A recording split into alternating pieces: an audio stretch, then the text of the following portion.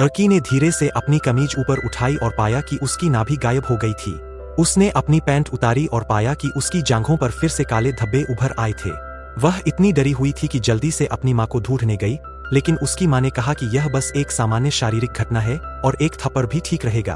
बेशक लड़की को यकीन नहीं हुआ और वह तुरंत बाथरूम में जांच करने गई। इस बार रियरव्यू मिरर में मछली के गलफड़े दिखाई दिए। यह जानने के लिए कि क्या हो रहा है, उसने चुपके से अपने माता पिता की डायरी खोली और आखिरकार उसे एक बड़ी खोज हुई। लड़की अब बिल्कुल अलग इंसान लग रही थी। उसने आकर्षक मेकअप करना शुरू कर दिया और अपनी सबसे अच्छी दोस्त के साथ एक एडल्ट डांस में चली गई। वह मेज पर खड़ी होकर अपने शरीर को बेतहाशा घुमा रही थी। उसे अपने आसपास मौजूद आदमियों का कोई डर नहीं था। उसकी सबसे अच्छी दोस्त अब यह बर्दाश्त नहीं कर सकती थी।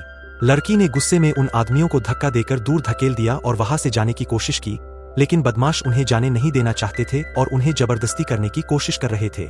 जब तक उन्होंने उन डरावने पैरों को नहीं देखा, तब तक बदमाश भाग नहीं पाए। सबके चेहरों पर निराशा देखकर लड़की मायूस होकर घर भागी और एक ही सांस में 8 बोतलें मुताई पी गई।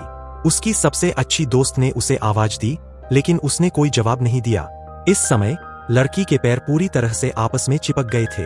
वह धीरे से रसोई में गई, रसोई का चाकू उठाया और अपनी कलाई काट ली। लेकिन उसने कभी उम्मीद नहीं की थी कि अगले दिन लड़की मरेगी नहीं, बल्कि उसके पैर गायब हो गए और उनकी जगह एक मछली की पूंछ आ गई।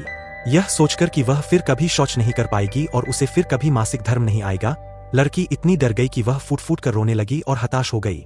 वह धीरे धीरे मछलीघर की ओर रेंगती हुई गई और खुद को डुबोने के लिए पानी छोड़ने की तैयारी कर रही थी। हालांकि इस बार फिर कुछ अजीब हुआ। लड़की काफी देर तक पानी में भीगी रही।